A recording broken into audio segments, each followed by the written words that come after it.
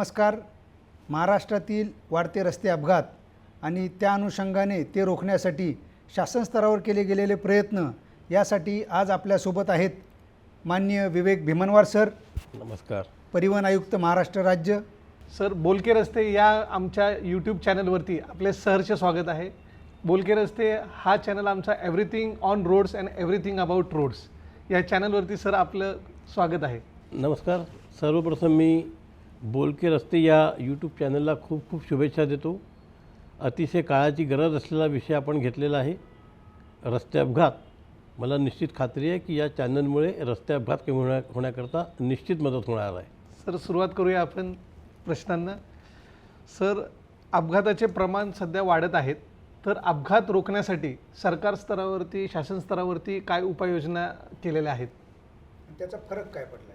आपण आता बघितलं तर एक 4 दिवसापूर्वीच पोलीस विभागातर्फे एक डेटा प्रसिद्ध झाला आणि त्यामध्ये असं सांगण्यात आलं की 2025 साली 2024पेक्षा रस्ते अपघातातील मृत्यूंमध्ये 1% घट झाली. आता ही घट जरी कमी वाटत असली तरी आपण जर बघितलं तर हिस्टॉरिकली आपल्या अनेक वर्षामध्ये रस्ते अपघातात दरवर्षी 6% ते 10% वाढ होत असते. याला फक्त कोविडचे 2 वर्ष त्याला एक एक्सेप्शन होतं.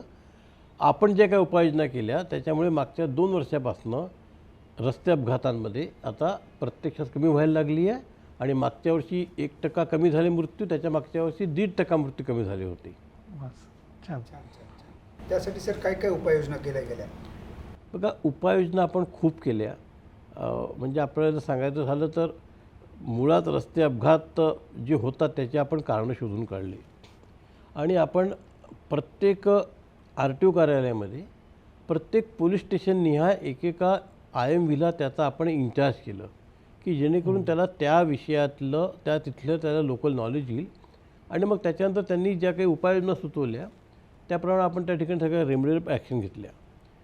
पण जर आपण पॉलिसी मॅटर्सवर बघितलं, आपण 3-4 मेजर गोष्टी केलेल्या आहेत. एक तर प्रत्येक जिल्ह्यामध्ये आपल्याला माहिती आहे जिल्हाधिकाऱ्यांच्या अध्यक्षतेखाली एक डिस्ट्रिक्ट रोड सेफ्टी कमिटी आहे, पण या कमिटीला काही अधिकार नव्हते.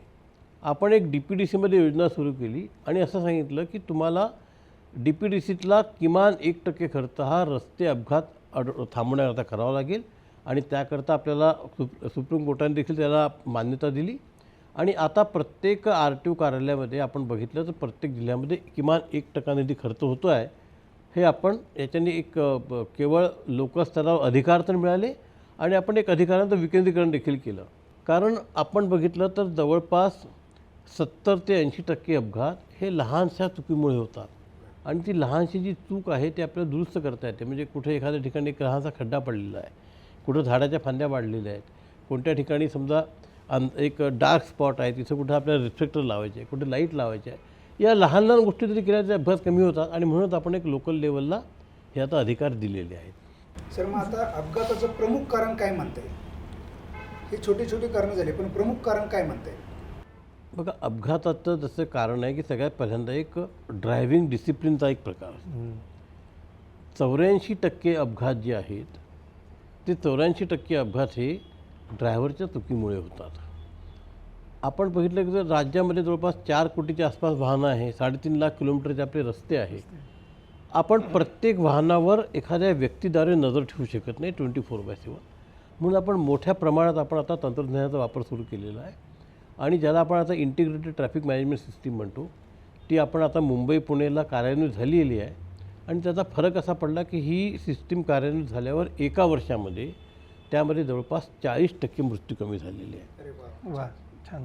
आता आपण हेच समृद्धी हायवेवर करतो आहे आणि आपण महाराष्ट्रातल्या 9 मेजर हायवे ज्या ठिकाणी टोटल हायवेचा जवळपास 68% ट्रॅफिक जातो, त्या 9 हायवेवर आपण आता ITMS लावणार आहे. तिथले आपण निविदा दिलेल्या आहेत, तिथलं काम सुरू झालेलं आहे. त्याचबरोबर आपण एक RTO विभाग, PWD विभाग आणि पोलीस यांनी एक जॉईंट सर्वे पूर्ण महाराष्ट्राचा केला आणि आपण एक 1365 असे व्हल्नरेबल आणि ब्लॅक स्पॉट शोधून काढले की ज्या ठिकाणी अपघात होऊ शकतात. आपण त्या देखील ठिकाणी AI कॅमेरे लावून तिचं देखील आपण आता त्याचं काम करतो आहे आणि याचं देखील काम सुरू झालेलं आहे. आपण बघाल पुढच्या काही दिवसांमध्ये राज्यामधलं मृत्यूचं प्रमाण अपघातातील हे लक्षणीयरीत्या कमी होणार आहे. सर, आपल्या म्हणण्यानुसार वाहन चालकाच्या चुकीमुळे 85% अपघात घडतात.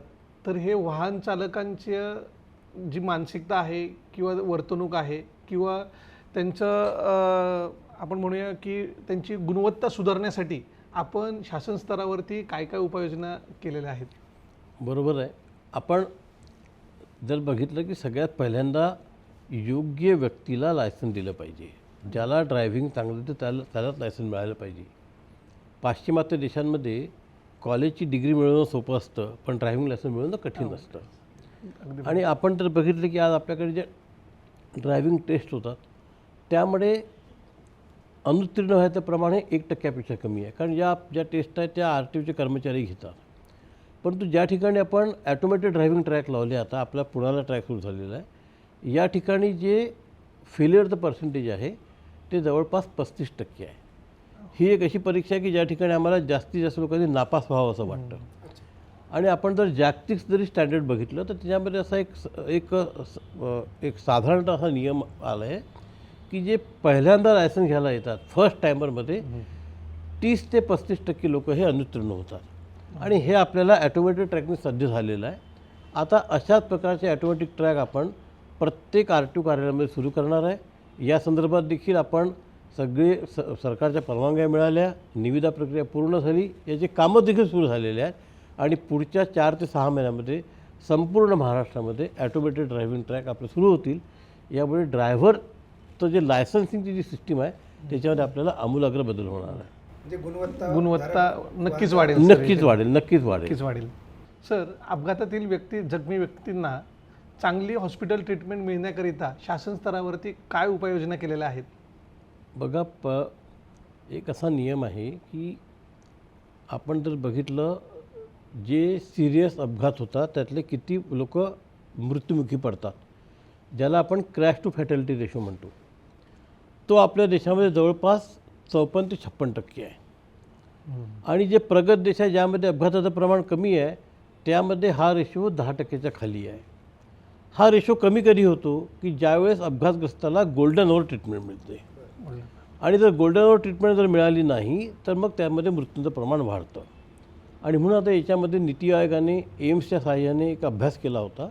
आणि आता केंद्र सरकार एक योजना आणतं आहे त्याचं नाव आहे cashless treatment for the accident victim. या योजनेमध्ये ॲक्सिडेंट झाल्यानंतर तुम्ही त्याला कोणत्याही जवळच्या हॉस्पिटलमध्ये न्या, एम्पॅनल्ड असो नसो, त्या ठिकाणी त्याला 7 दिवसापर्यंत जी ट्रीटमेंट आहे त्याचा 1.5 लाख रुपयाचा खर्च हा केंद्र सरकार स्वतः किंवा इन्शुरन्स कंपनीच्या माध्यमातून करणार आहे. हा झाल्यामुळे आपल्याला जी गोल्डन अवर ट्रीटमेंट आहे ती लगेच मिळेल आणि त्यामुळे आपला क्रॅश टू फॅटॅलिटी रेशो कमी होईल. आणि निश्चितपणे याच्यामुळे जी अपघातामध्ये मृत्यू होण्याची संख्या ती एकदम कमी होईल. निश्चितच. सर, आपण आज बोलके रस्ते या चॅनलच्या माध्यमातून जनतेशी जो संवाद साधला आणि जनतेला जे अपघात कमी करण्यासाठीचं आवाहन केलं आहे, निश्चितच याचा फायदा रस्ते अपघात कमी करण्यासाठी होणार आहे. शासनाचं धोरण जे आहे रस्ते अपघात कमी करण्याचं आणि रस्त्यावर अपघातांमध्ये जे पीडित आहेत त्यांच्यासाठी जी नवीन योजना येत आहे त्याचंही जनतेकडनं स्वागत होईल आणि अपघात निश्चितच कमी होतील. बोलके रस्ते या चॅनलमध्ये आपण आलात, आपण सर्वांना मार्गदर्शन केलं. आपले खूप खूप आभार. धन्यवाद सर. धन्यवाद. नमस्कार. नमस्कार सर.